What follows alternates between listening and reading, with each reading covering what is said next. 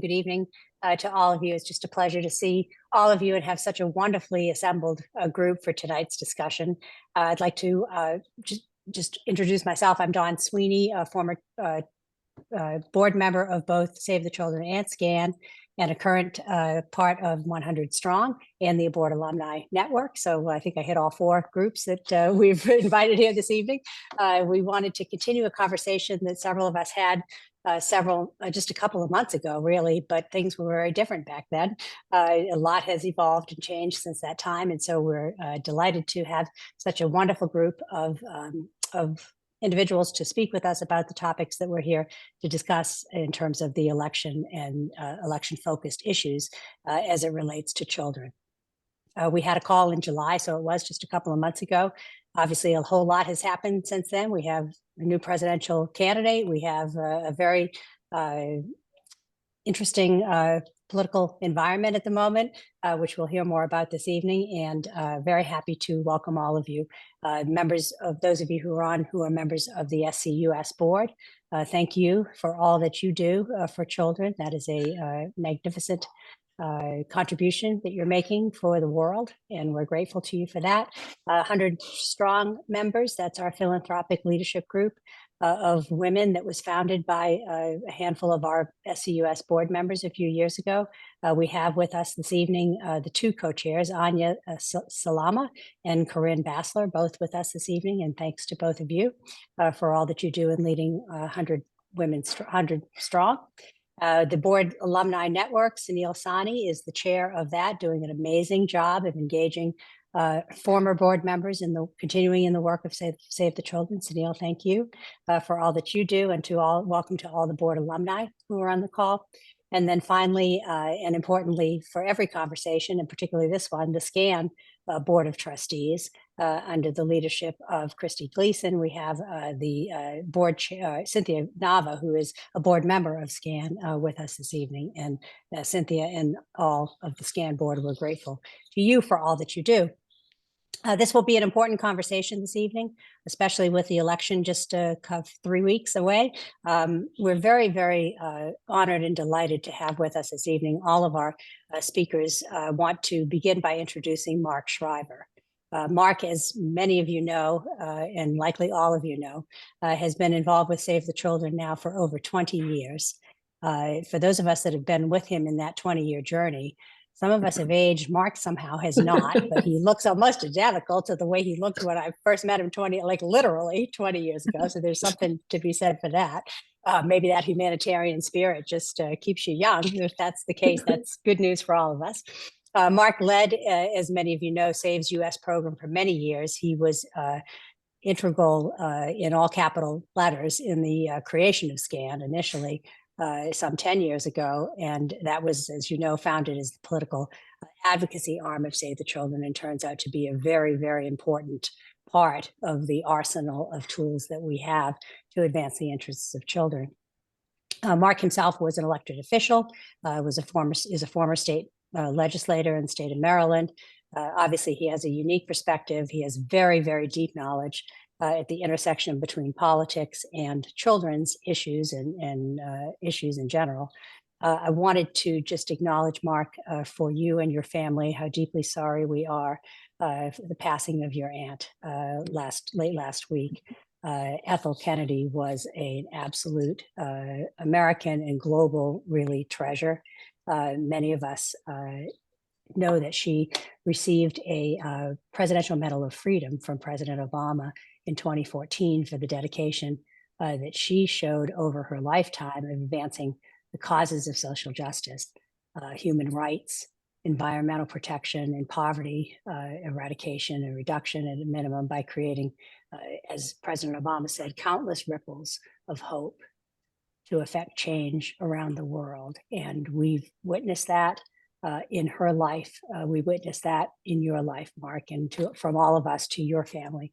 We're just so very, very sorry for your loss. And so I just wanted to acknowledge that and just say to you, thank you for making yourself available this evening, just on the heels of that family loss that you are experiencing. We're also very sorry. So with that, Thank and the you. election approaching so quickly, we're very grateful to you for so many reasons for your participation this evening. I turn it over to you for some comments, please. Thanks a million, Don. That's wow, really beautiful. It's a memorial service yesterday down at St. Matthew's Cathedral, and you could have spoken. Oh, I watched that, it. I watched it. It yeah, was a live stream for most of us. It was you're amazing. everybody spoke beautifully, but none of them did better than you. So thank you Oh, for those thank you. really nice words there. Ethel, was my mom's best friend and was around. I mean, I don't remember any time without her, so it's a big loss. And she was a boatload of fun and energy and commitment to the common good. And as I know, everybody on this Zoom is. And you've already introduced so many of the folks, Dawn, but I just want to say thank you to everyone for their interest in not only the work that Save the Children does, but its relationship to SCAN as the political advocacy arm under Christie's leadership. I think over the last 10 years has made a huge difference. Dawn, as we've talked about, when the entity was created with you and Sunil some 10 years ago.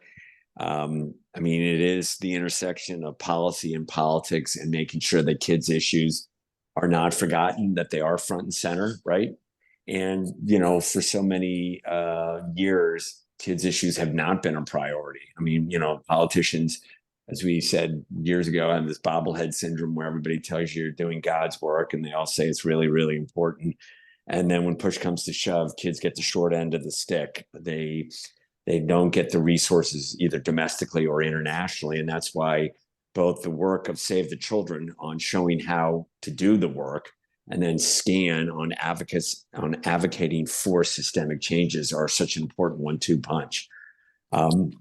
So I think the work that 100 Strong, that the SCAN board, that Save the Children board, the alumni folks are all involved in are really crucial. Sunil and I were talking the other day about, I went to the conventions with Christie and the SCAN team, Republican and Democratic conventions. It's really important to continue to raise the flag on children's issues, to say how important it is to invest in our youngest people who don't vote and in many cases don't have the resources, obviously, to make contributions to political wannabes or political leaders right now.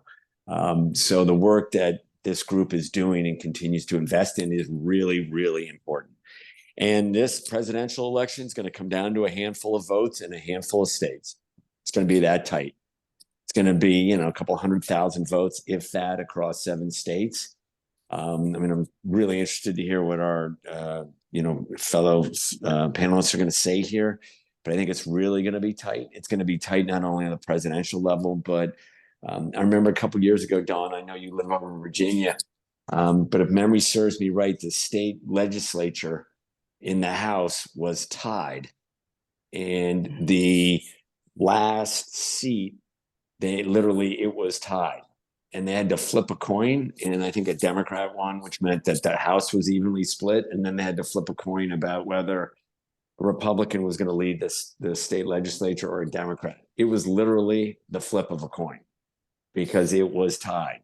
So anybody who tells you that, your vote doesn't matter, or your kids vote, or your nieces, your nephews, your next door neighbor, they're wrong.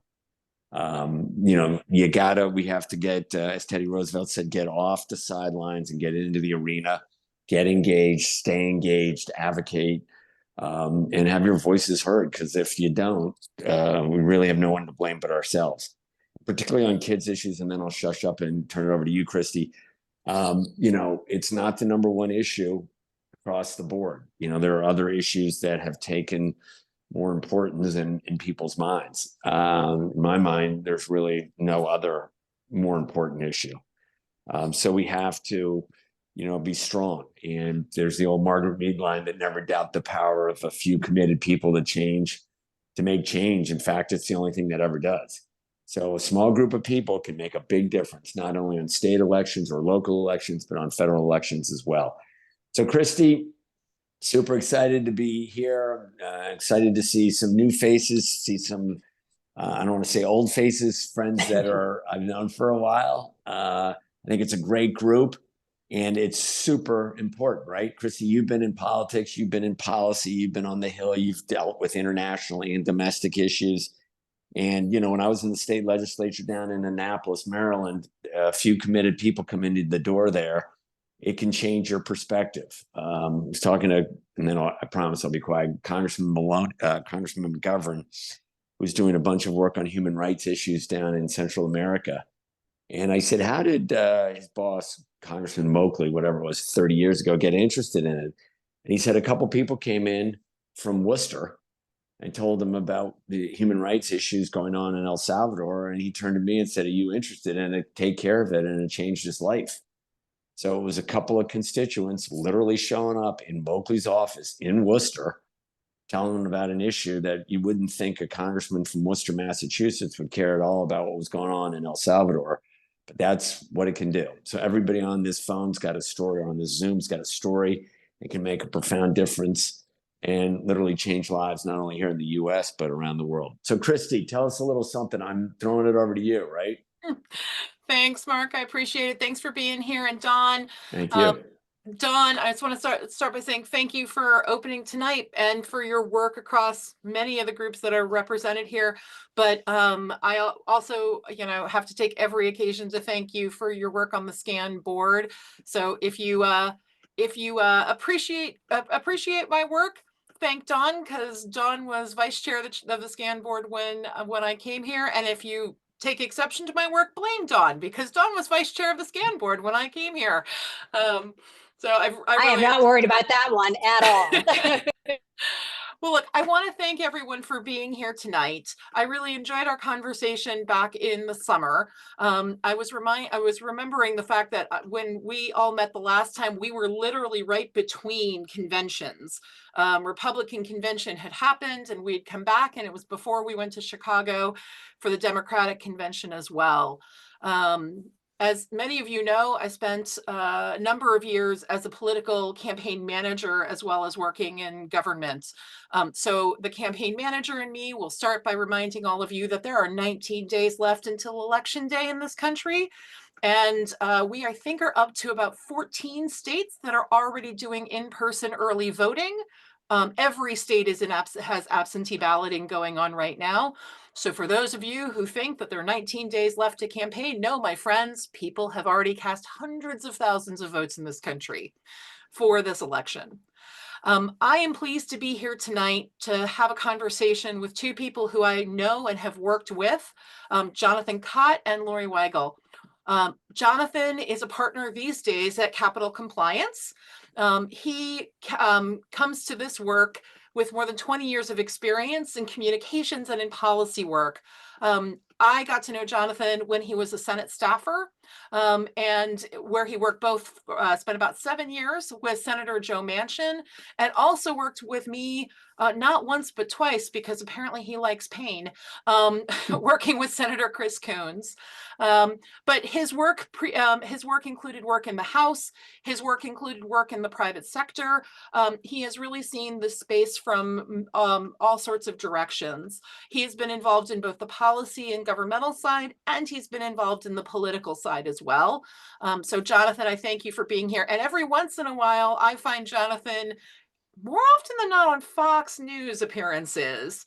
So for some of you, he may be familiar from there as well. Lori, I work with Lori today at SCAN. Lori is a partner in Newbridge Strategies, which is a Republican polling firm. And Newbridge is part of a team that does polling work for SCAN in a number of settings, including some polling we did just this year related to elections. But Lori's roots in politics go back prior to her work with SCAN. She has been involved in polling efforts nationwide, 14 different campaigns in 2020, 18 in 2018, if I remember.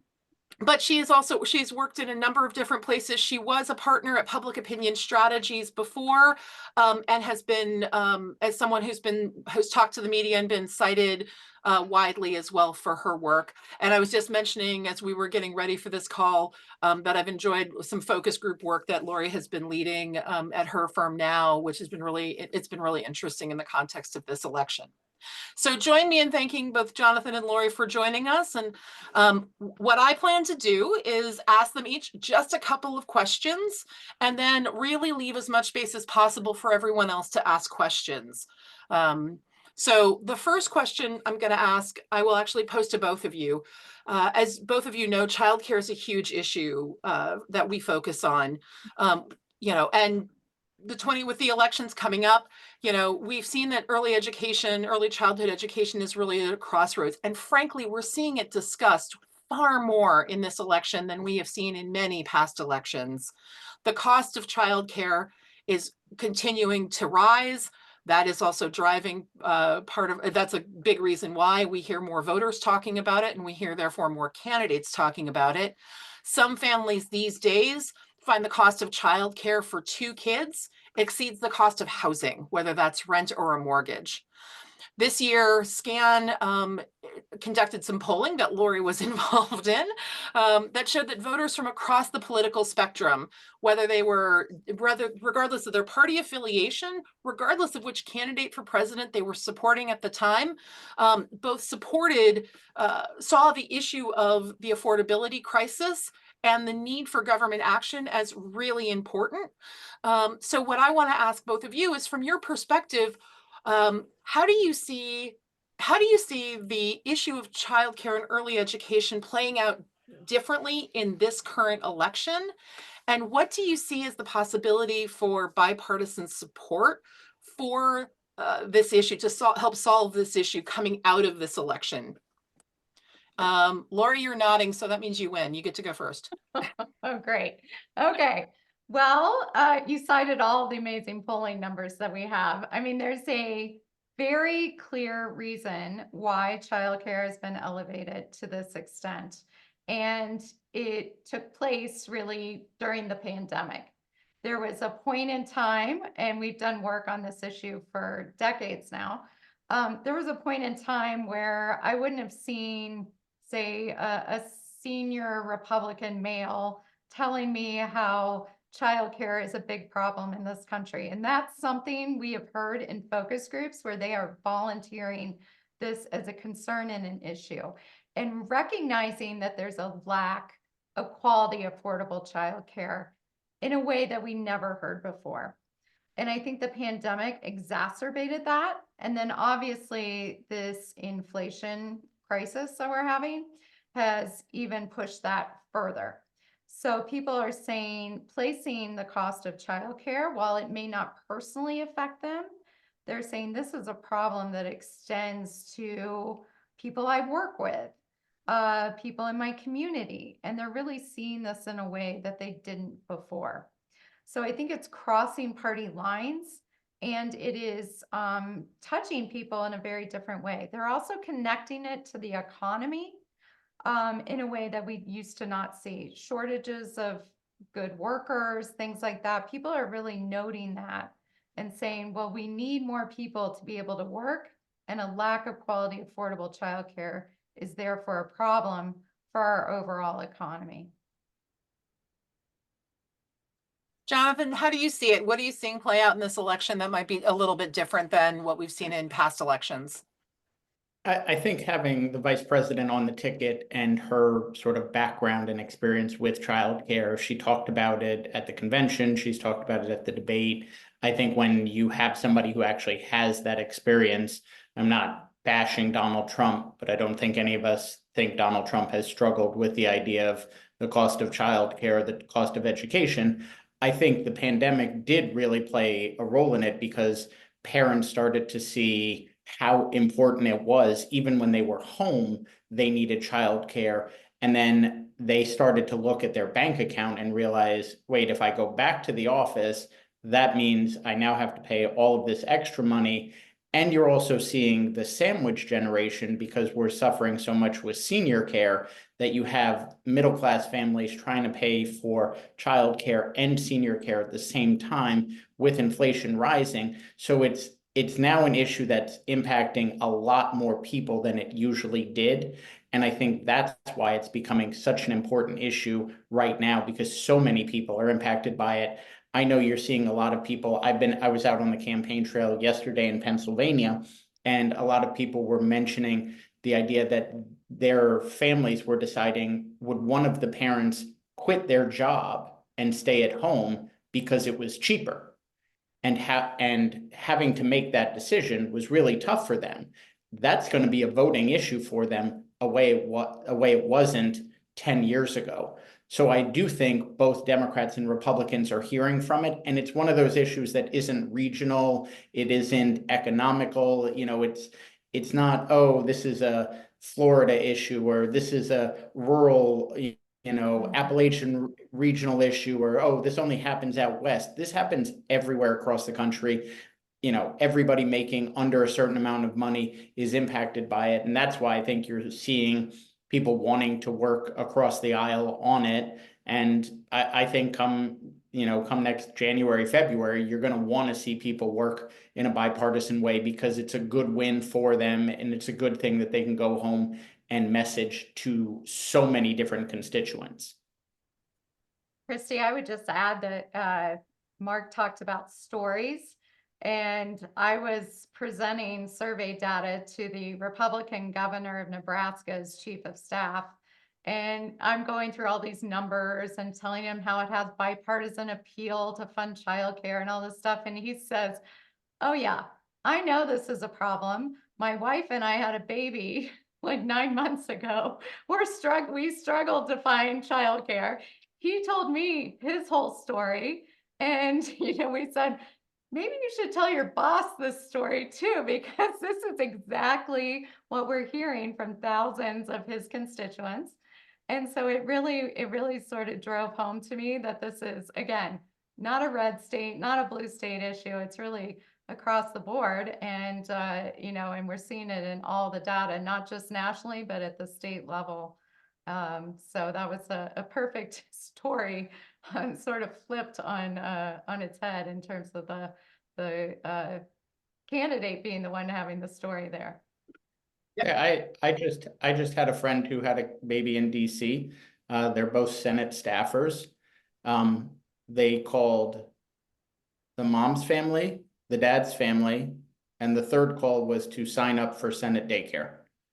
And I don't feel like that should be the third call you have to make when you find out you're having a kid.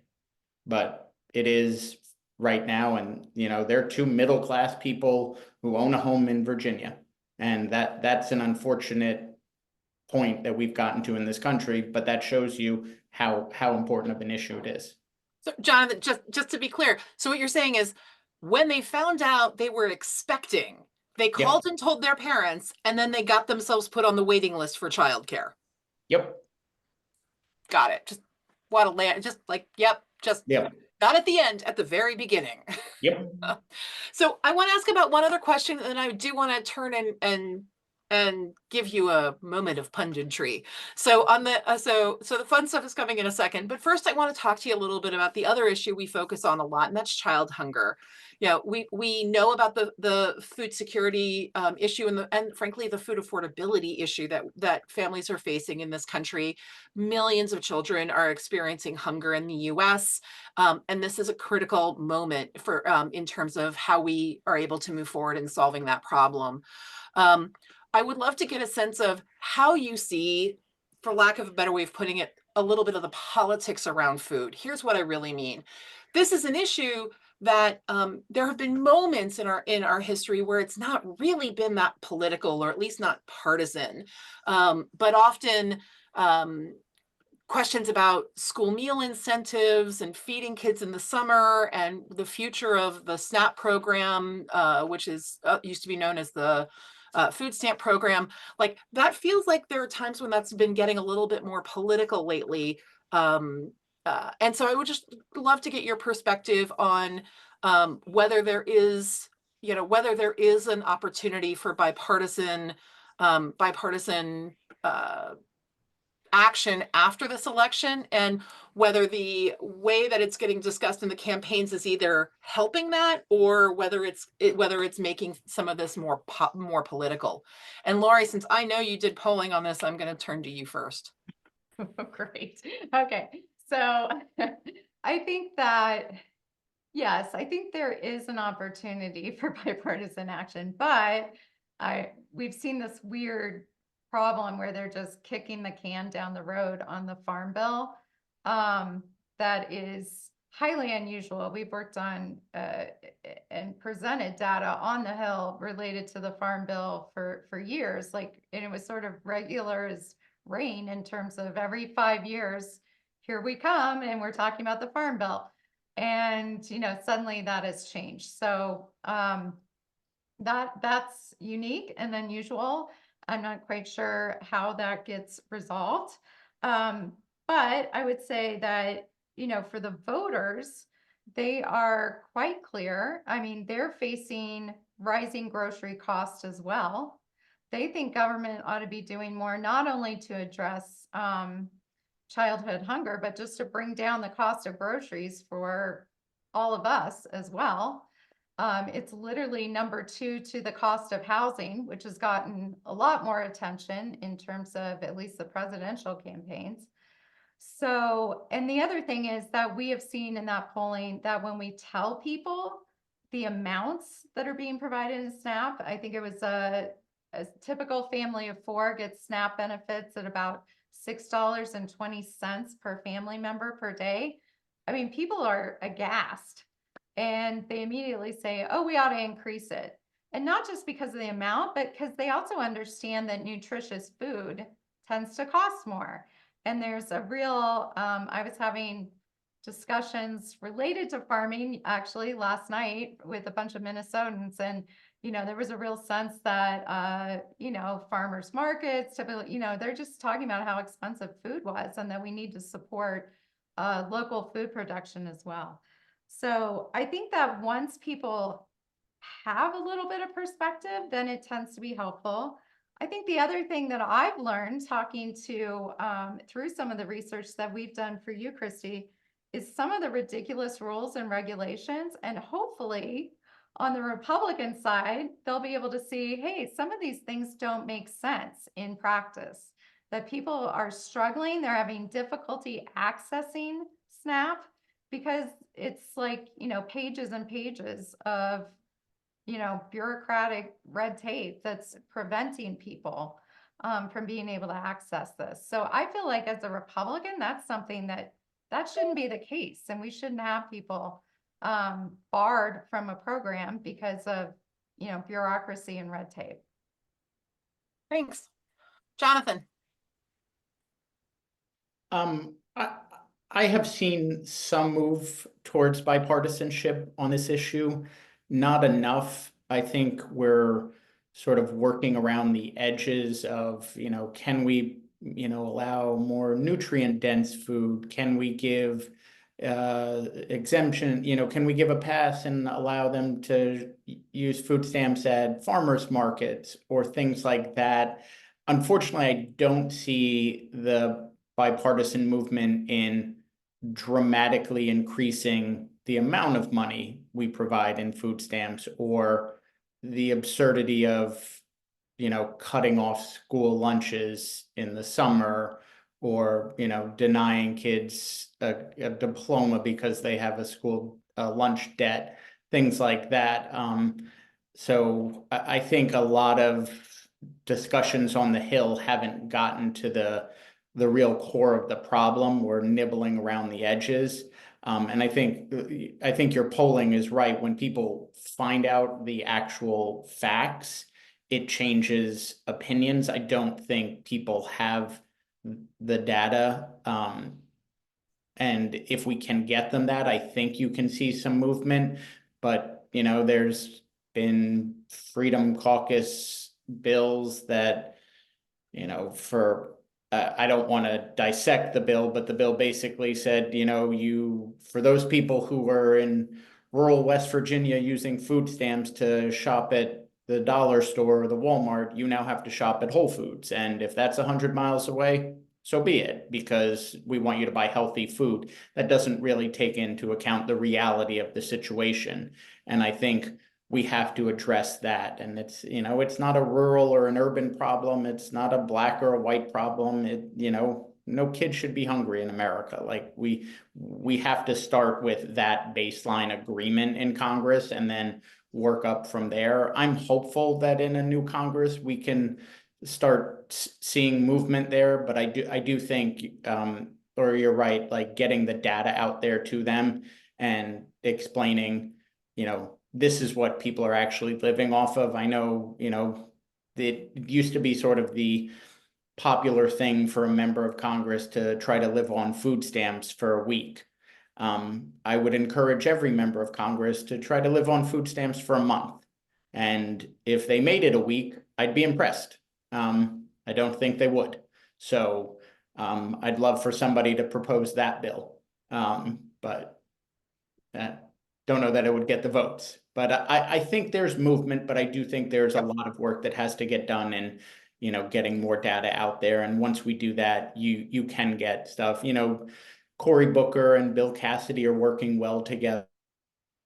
That there's movement. So we just got to keep pushing the snowball down, and if people get in the way, snowball runs them over. So I'm going to stay with you on this question. This is my last question, then turn it over to everybody else. But I'll start with you, Jonathan. So both of you have worked in political spaces. You both worked for campaigns. Lori, you were involved in several presidentials, as I recall. And so you've seen the political space from the inside. It also means you look at the developments that are happening in the presidential campaign, and I'll focus on that one really. You look at these and you see slightly different things than the person who's following it on, the New York Times, the Washington Post, and in the Wall Street Journal. What are the things that you're seeing? What are the things you're either watching or watching for as we go, as early voting has started and we have 19 days left? The amount of people that went out and voted on the first day in Georgia told me that Democrats were afraid that their vote wasn't going to count. Not that they were eager to vote, that they were worried that they weren't going to be able to vote. It doubled the amount of people that voted on the first day in 2020. I don't think that's because there is that much more excitement for the vice president than there was for Vice President Biden at the time. I think that was a clear indicator that Democrats are worried about voter suppression laws that have been passed in some states, and how Donald Trump has talked about voting. I also look at candidate time. Their time is the most valuable asset they have. It's been odd to see Donald Trump go to Coachella, and which I found out was in California. I was unaware that's where it was, but not a state he's going to win. He was in Colorado. He's going to Madison Square Garden. Those things are odd to me. A lot of his campaigning is odd, and he's somehow been successful on it. So maybe there's something there. He's in the Bronx today, I think. But watching the vice president in Arizona last week and seeing the level of detail she got down to, her backdrop was red. It was John McCain's campaign slogan behind her. She appealed to the LDS community, which is large in Arizona. She then went and had more events with McCain's family. And she did that because Ruben Gallego is polling 12 to 15 points ahead of Kari Lake. And Donald Trump is up, I'd say 2 to 3 points in Arizona, which means there are Ruben Gallego, Donald Trump voters. Now, to me, I'd love to meet those people, because I don't know who is a voter who walks in and says, I really like this young, progressive Latino immigrant Marine, but I also like this old rich white guy from New York. It seems odd to me, but it shows me that Kamala Harris knows exactly where her voters are and how she has to go out and get them. And as a political person, that's a reassuring feeling to me. She's not going, she's not sitting in Philadelphia and Detroit and just hoping to turn out base vote, because I think she's realized she's going to get all of them. So to me, that's what I look for, is where they're going that's not their base, where they're going to get new voters and expand their vote. And I think she's doing it in a smart way. Lori, I'll quickly give it to you. Are there one or two things that you're looking at as sort of tea leaves for where things are going? Well, I'd agree with all of that, but I also think the real challenge that I see this year is just, you know, when I was working on McCain's presidential campaign, you know, you bought TV ads, and that was what you did, and that was about all you had to do. And now people are telling me in focus groups, "Oh, I've got Netflix. I live in rural Pennsylvania. I don't watch TV at all." They're not seeing a single television ad. So, and they're like blissfully ignorant of a lot of the stuff that we pay so much close attention to. They have no idea any of that is happening, and that, you know, maybe they heard Donald Trump went to Coachella, which I would only know because I have a 21-year-old daughter, so I wouldn't know otherwise where that is. But I think it's so much harder to break through and to communicate. And so you're seeing them do some innovative things. I thought, you know, they're going on podcasts, right? They're going to, I was watching Tim Walz talk about his dog on a dog site that I follow because that's what I like to watch on TikTok. And, you know, so there's just, it's just so intriguing, but so much harder. And so the Harris campaign, who needs to be able to communicate, who needs to be able to say, I have a plan, who needs to be able to define her in a stronger way, is having a much more challenging time, I feel like, because, you know, everybody knows who Donald Trump is. They know exactly how they feel about Donald Trump. That's not really going to change all that much. The onus, unfortunately, is on her to define herself. And it's just a much more challenging time to run that kind of a campaign than it would have been even 8 years ago. I think your point on the podcast is excellent. That is something that, you know, if they didn't exist, but if you had told John McCain, I want you to go on a podcast that a comedian runs, and on that you'll talk about his cocaine use. I don't know that you would have been on the bus much longer. Nope. They probably would have thought you were crazy, but that is what you do today because you're trying to reach a very, you know, targeted segment of the voting bloc. So I want to pause here and give folks a chance to ask questions. We've got people, you know, Jonathan and Lori see the campaigns from a different angle than a lot of us. You know, and so I want to give folks the opportunity to ask a question. Can I just start with can I just start with for our political gurus, and this would include you, Christy.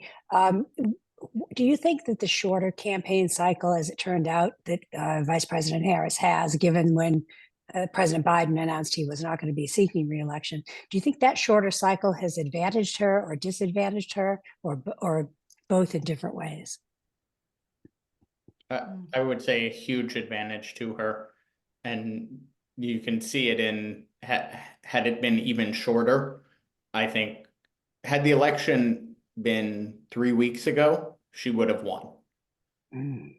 She was on such a high from the day President Biden said he wasn't running to her consolidating Democratic votes, getting to the convention, picking Tim Walz, her speech, doing, you know, the post-convention tour. There's never been somebody who was on a trajectory like that. But at some point, it had to plateau, and it has. And now you're seeing her, you know, sort of try to stay right here. But yes, it's benefited her greatly. I think, you know, the other evidence is look at her last race, you know, the primary race in 2019. She came out with the best launch of anybody and didn't make it to Iowa. And I'd point out that, you know, a novice gay mayor of a town of 40,000 people made it further than her. I think, you know, she's a very skilled politician, but the shorter race has helped her greatly. Lori? Oh, go ahead. No, that's a great answer. I do think she needs to be able to say they would really benefit from the type of sort of Obama plan release, long format communication point. I don't know how many undecided voters are going to sit there and watch that type of thing, but being able to have like a plan on the economy is something that I feel like is sorely missing from that campaign right now. And I know Corinne? they have it. If you go Yep. to the website, you'll find it, but nobody knows about it. Sorry, Christy, go ahead. No, you're good. Corinne, I saw you come in. Well, I actually have two questions. One on policy. I feel that her communicating, her ability to communicate on policy is really hurting her. You know, people who I talk to are on the fence continue to say, I really don't know a lot about her policy. She's not revealing that, which is sad that people feel that she's not forthcoming on that, or hasn't really developed and communicated her stance and her policies on things. So that's one. I'm curious about your opinion on that. And then two, I could barely stomach 5 minutes of watching the rerun when she went on Fox. And that I have to believe that couldn't have helped her campaign at all. I'm just curious of both of your opinions on that. Lori, well, Lori, you talked a little bit about the policy piece. Jonathan, do you want to weigh in on that piece first? Yeah, I think she struggles in a way that a lot of Democrats struggle in. Our policies are not nuanced, but more detailed. They aren't as succinct as Republicans have been. I mean, if you go back to the old Republicans, it was family values, lower taxes, strong military, right? Like it was very easy, didn't matter who was running, that's what it was.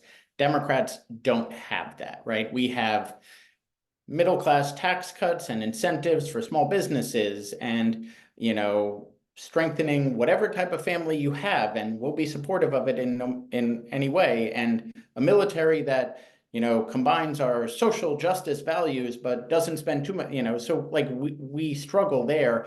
And I think her problem is voters don't usually in an election vote based on who has the most policy, like detailed policy positions. If they did, we'd be having a conversation about President Elizabeth Warren, because nobody had more policy plans than she did.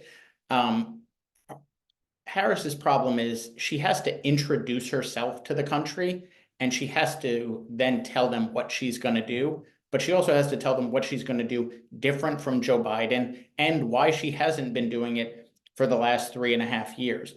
All of those are difficult things to do on their own. She's trying to combine them into one, which is why I think you're seeing stuff like when she says, I'm going to lower food prices, and Republicans immediately say, this is price controls, this is communism. What she's trying to do is say, here's an issue that I know people care about, high food prices.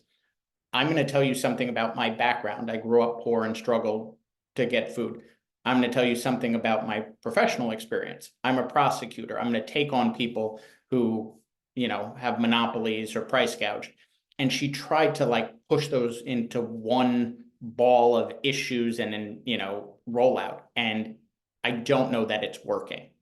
I think on the Fox issue, I think what she did was intentional, and I think her campaign is very happy with it. It was difficult to watch, but I think what she wanted to do was go pick a fight, show them that she could do Fox and not back down, poke and bait Donald Trump, which I think based off some of his Truth Social comments, she kind of did.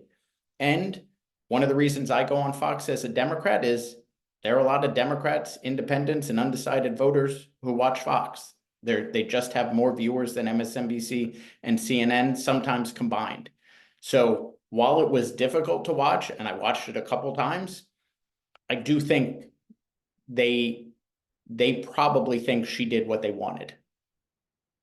The other thing you have to think about is that people tend to vote for president based on, well, it comes down to just a few key values. And one is being a strong leader. So that kind of shows she's up for a fight, right? She's feeling strong. And then cares about people like you and me, right? Is she in line with my values? Does she care about me? And so those two things are basically what determines most presidential elections. And the policy positions just illustrate, are you a strong leader? And are you in line with my values and care about me? So that's it. And that's the only reason you talk about policy, is to exemplify all of that. I'll chime in on the last piece on policy. So going to a story from my campaign management days. More often than not, the way we would develop our policy, like the public facing policy pages we would put on our website or things like that, was driven by a combination of key supporters who asked us about something, and very candidly, donors. We would hear from enough donors who wanted to know where our candidates stood on tax cuts. And so we had to write something, and we didn't want to just write something that you would send to a single donor. We wanted to write something that we could then direct people to. So that's when you would create a website and you'd put tax cut policy on it. And so the old saying, I think, is that you campaign in poetry, you govern in prose. And so, I remember in one campaign, we had someone who was super insistent, like earnest, well-intentioned, was like, I need 2 days with your candidate to talk about China policy. I was like, you get 14 minutes. I'm happy to have the transition scheduled 2 days, but that can't happen until they're elected. So I think that's one of those challenges, is having enough detail that the people who do pay that much attention have a place to go, but without getting so down into the minutia that you're dedicating a huge pile of your resources to writing plans for everything. So who has another question? Allison, I see your hand going up. I'm super casual, sorry. I was off camera, but so I'm in Pennsylvania. I also have an 18-year-old son who is undecided, is driving me insane. I feel totally bombarded all the time from all angles on every type of media. My mail has like 15 pieces of political junk in it every single day. And so this is so fascinating to me, and I have so many questions, but I'm gonna sort of limit it to one question/comment. The thing I'm thinking about a lot is the information that is not coming from campaigns, but that my son in particular is getting fed through, I don't know, Russians or whoever, just people on TikTok, like that sort of information that's coming in that doesn't necessarily have any sort of basis in reality. And well, I think sort of what you're seeing on that, and then what do we do with that? How can we combat that? You should see the fact checking stuff I've been sending my son and like the media bias charts and here's how to detect things that are totally untrue. But it's really hard to fight against it.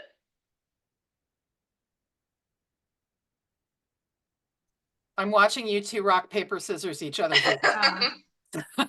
I mean, we actually tested bots that would come up on social media. This was related to totally different topic, but climate change, to help combat misinformation. A lot of it, people, except for the Russians, a lot of people are sharing things and think it's true. And, then they kind of feel bad when they find out it's not true.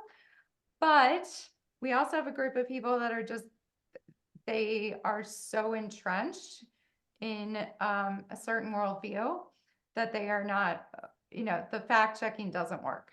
And there have been psychologists that have tested, if you provide people with a counterpoint to the misinformation, that they just dig in more. They don't immediately change their mind. So it is very difficult. If I had the cure for this, I'd be a zillionaire and I wouldn't be on this call tonight. But there'd be I'd be on a yacht somewhere, I guess. But this is a huge problem. I think it's only going to get worse. We're already seeing AI, and voices that sound like people and all kinds of terrible things. So I have a 17-year-old, so at least he's not voting yet, but we're gonna have a conversation later, I guess, about misinformation online right away. I'm so sorry that that's happening. Cynthia, I saw But you I cut hope your you hand have a come. cure. Sorry, Cynthia, I saw you raise your hand real quick. I know we're close to time, so I'm gonna go This ahead. is a quick question. I'd love to ask each of you, for your candidate, if you could give them one piece of advice of something they should do in the last 3 weeks of this campaign, what would it be? Sorry, Jonathan? Stop doing rallies and start doing small town halls. If somebody waits online in Michigan in October for a rally, they're already voting for you. Lori? Yeah, I would have an army of door to door because like Allison said, she's already got the 15 pieces of mail every day. I think it's that human connection is going to be one of the few things. I had a friend call me and say, what can I do? How can I help? And I was like, you have to go there. You have to go knock on doors because I really don't think the postcards and all that stuff is just going to get lost in the sea of other information. It's got to be that human touch. Christy, I saw Anya's hand was up, so I want to give her a chance too. Absolutely. I was just wondering if either one of you have a strong feeling of women voting in this election, because from what I'm seeing and reading in a lot of polling, there seems to be sort of a stealth division that's starting to form between the male vote and the female vote. I think the only exception I would take to that is I don't think it's stealth. I don't either. I don't either. I Although, will but it's say as something we've never seen before, so. I will say as a Democrat, the more women that vote, the better.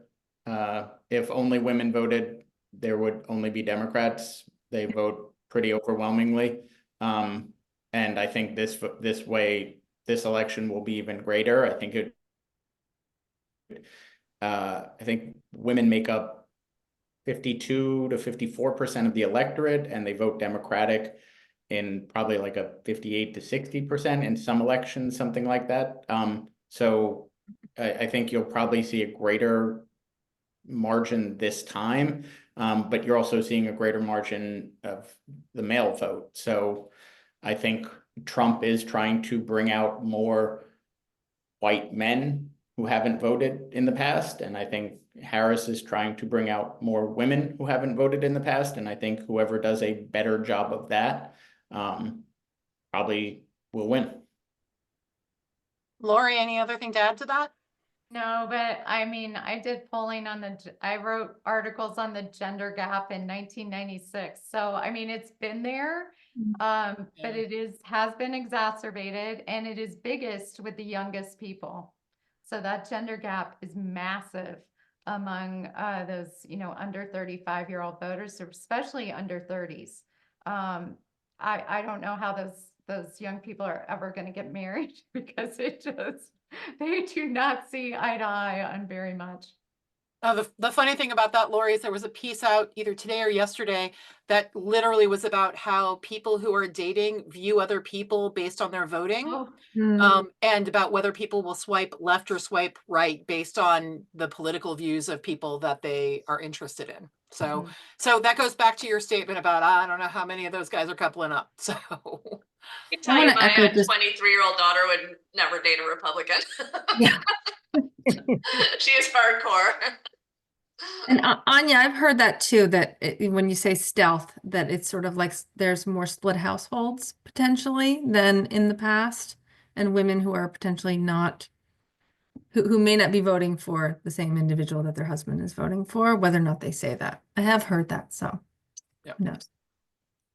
Well, Mary, I'm conscious of time. And so, Mark, I want to turn the floor back over to you. I want to thank both Lori and Jonathan for being with us tonight, and thank everybody for the questions. If you have other questions, I will note, please don't hesitate. I do want to, sorry, one more thing, Mark, before I do turn it over. And that is, I want to introduce everybody to Allison Dembeck, who joined us tonight. Allison is with us. She is our new head of policy. She heads our federal government relations team. She joined us. Allison, are we at week 6 now? I think it might be Not week quite. This 6. is the end of week 5. There we go. Don't rush it. Don't rush it, Chrissy. I'm still going to play the new card as long as I can. But Allison joined us from, she spent 12 years at the U.S. Chamber of Commerce and literally has worked through leadership offices, committee offices, and personal offices in both the Senate and House. So I think she's got Capitol Hill covered for us. But please feel free to reach out to either of us if you have other questions. Thank you so much. Mark, I turn it to you. Christy, yeah, I know it's 7 o'clock. I just think what I heard is it's really fascinating, and it's upside down from we talked about Coachella to flirting and to voting patterns. It just reemphasizes, right, to, and talking about door knocking and making phone calls, how important every vote is. And it is true not only on the federal level, right, but it's also true on the local level as well. So the work that SAVE has shown is effective, is not going to become systemic, not only here in the United States, but across the world, if we don't get people off the sidelines and into the arena. So thank you all so much for joining us. I hope you'll get engaged. I hope you'll stay engaged. Dawn, I don't know if you're going to have the last word, but the people that have been involved for 10 years, again, thank you so much. There's so much more work to do, and that's what makes it fun. I mean, democracy is a contact sport, and you gotta get at it. And it's fun if we make changes, because it impacts people's lives.